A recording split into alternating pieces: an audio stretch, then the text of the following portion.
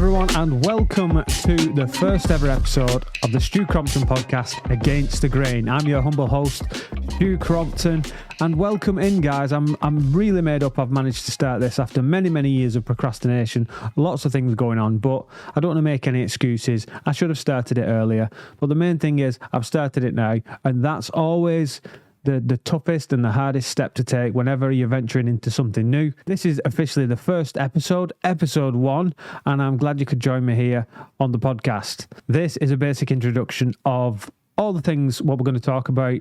Who knows where it's going to go? I don't know where it's going to go. Half of the time, I've not a clue what I'm doing.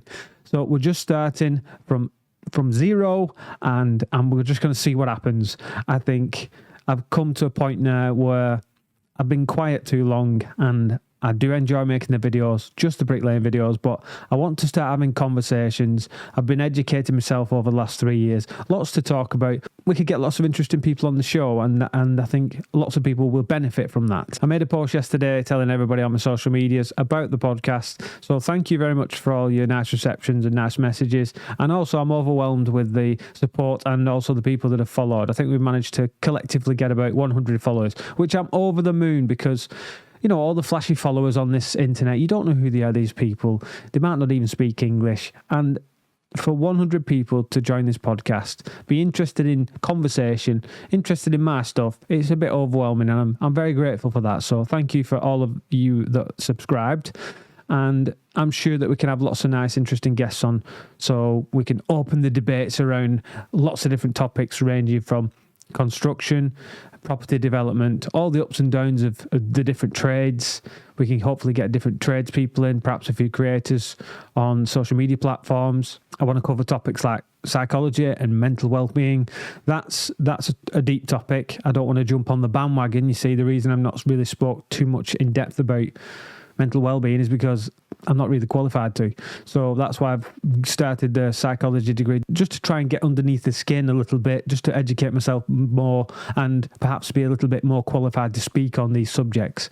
Because I think there's a lot of people out there jumping on this mental health hashtag and kind of talking about it and not really knowing what they're talking about. Now, I'm all for raising awareness about the subject to tackle stigmas and stuff, but studying this degree, and in particular the latest module, which is mental health and counselling, which is a deep, wow, it just blows everything open, really. And I'm really into the debates on mental health. Is it an illness? Should it be diagnosed as something wrong with you as a medical condition? Or is it just a part of our daily lives, like sadness and worry, just a part of being a human and just waking up every day? 3 years into it, I've got another 3 years to go. It's going to be a while before I finish, but I'm getting there, and I'm really interested in that. So I've lots to talk about psychology and people that have influenced me in that direction.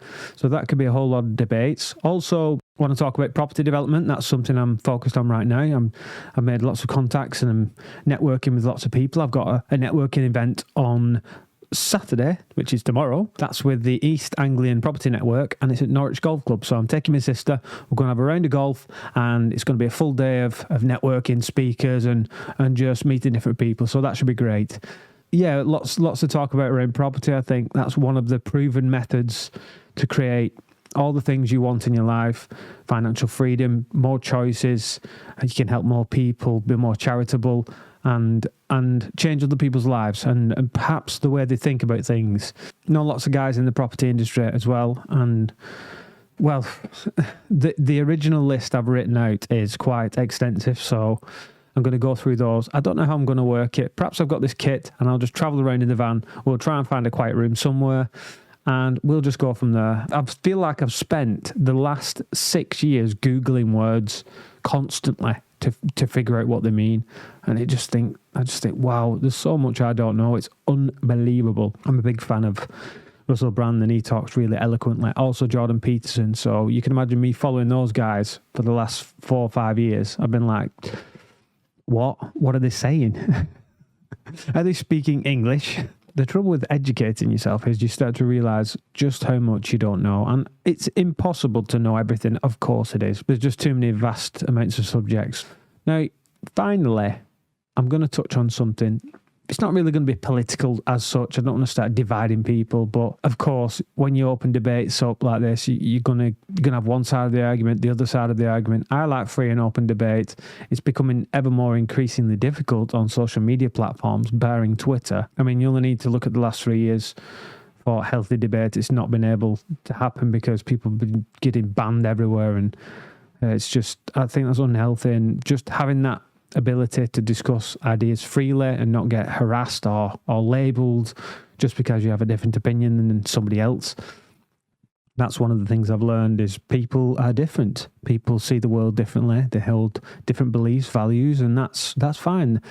And we need to find a way of finding some type of middle ground where we don't necessarily agree, but we can work together and just live in some type of harmony. So the topics to finish on would be like, I don't watch the news or TV. That's really improved my life, and I would definitely vouch for other people to just switch the news off, really concentrate on yourself, the individual, and work on yourself really hard.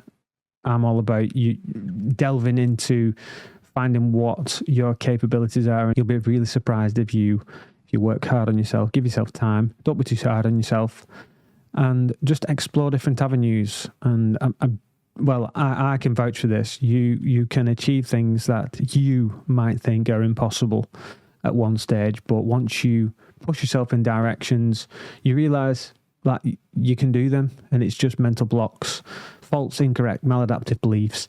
You can do the things that you didn't think were possible. As long as you're breathing, as long as you've got your health, anything's possible for you.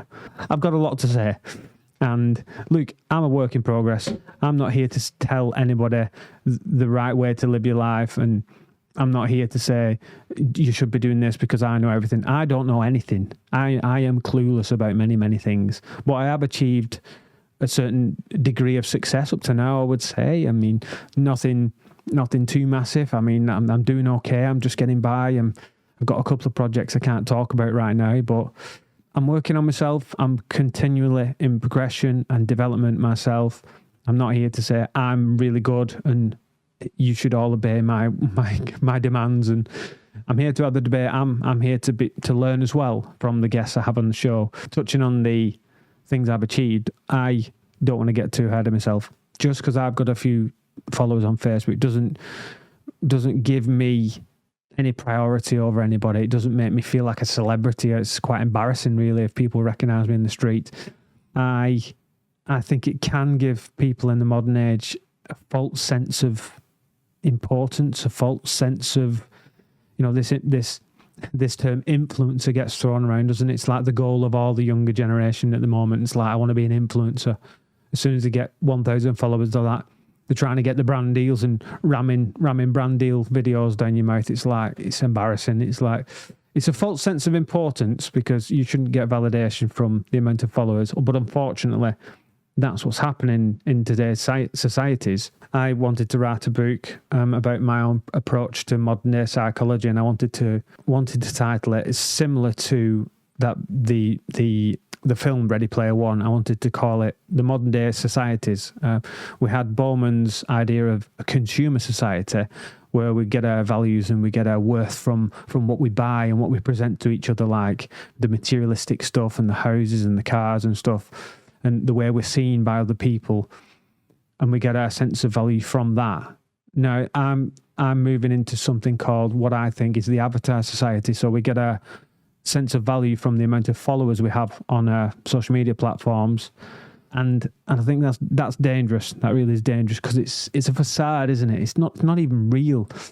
So and the short videos now which have been introduced have made that more and more accessible and easy for people to get followers, to get those likes up, and that level of importance, and it's getting a bit self-righteous, and it's quite dangerous. Loads to talk about social media, how that's changed, technology, architecture. I love architecture. I'm a conscientious worker. I love people who take pride in what they do. It doesn't matter what trade you're in. I love all that good stuff. I love history. Sometimes I think I was born in the wrong century, wrong time, because I really respect bricklayers from 100 years ago who took pride in what they did. They got paid peanuts, but they really did the best job possible. I don't know where I'm going with all this. You can see I'm just dotting everywhere. I don't know what I'm saying, but I'm just speaking because that's what my brain's telling me to do, right? And I don't know where it's going to go. Anyways, I better go for the first episode. I don't know if it made any sense, but if you would like to appear on this show, I will try and arrange something with you. I'll probably bring all my kit to you. We'll find a location. If you can't make it to this little humble studio in Wigan, then I'll come to you and we'll arrange it that way. If you are interested in appearing on the show, then please drop me a message or an email at pod, that's P-O-D, at stewcrompton.com. And you can message me on any social media platform. Don't forget, try and give us a follow if you can on the new platforms. It's Stu Crompton Podcast or Against the Grain. You'll find me on those. I'll try and link below.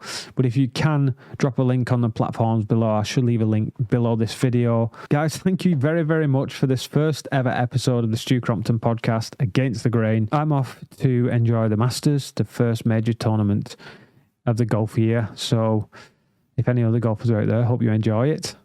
Great to see Tiger Woods back out there. If you have any suggestions or questions, please leave them in the comment section below. Thank you very much for listening once again.